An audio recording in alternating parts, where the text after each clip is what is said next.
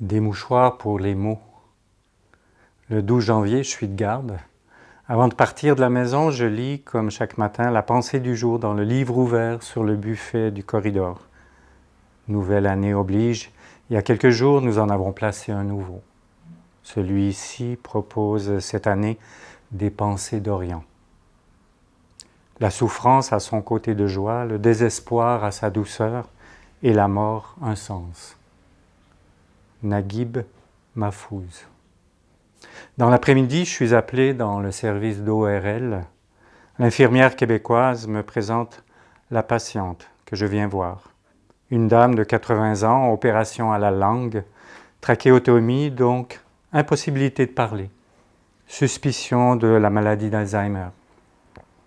Elle ajoute que la femme peut écrire sur un tableau blanc et qu'elle écrit très bien. Je m'avance vers elle, me présente, je vois sa réaction et dans ses yeux que je suis le bienvenu. Je sens directement son désir de communiquer. Sur son tableau blanc, elle m'écrit qu'elle a 3 fils qui s'occupent bien d'elle, qu'elle a un chat à la maison. Je lui demande si son chat lui manque et elle répond que oui.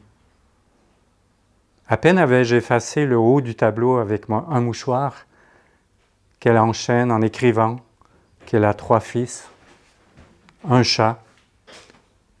Je me rappelle alors son souci de mémoire. C'est sérieux. Puis je vais directement au cœur du sujet. Qu'est-ce qui est le plus difficile pour vous en ce moment? Tout en voyant les larmes commencer à perler de ses yeux, elle écrit « Être ici ». Pour elle, c'est difficile d'être à l'hôpital. Elle préférerait 100 fois mieux être à la maison. Et les larmes qui coulent.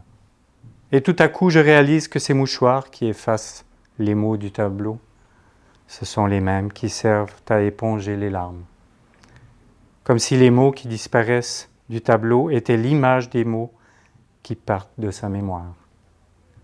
Et comme si les larmes étaient encore le seul moyen pour elle de dire sa souffrance. J'accueille simplement.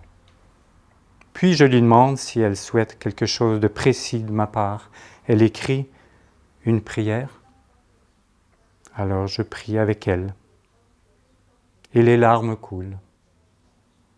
Le lendemain, en rentrant à la maison, je revois le texte de Naguib Mahfouz et il m'apparaît tellement avoir du sens.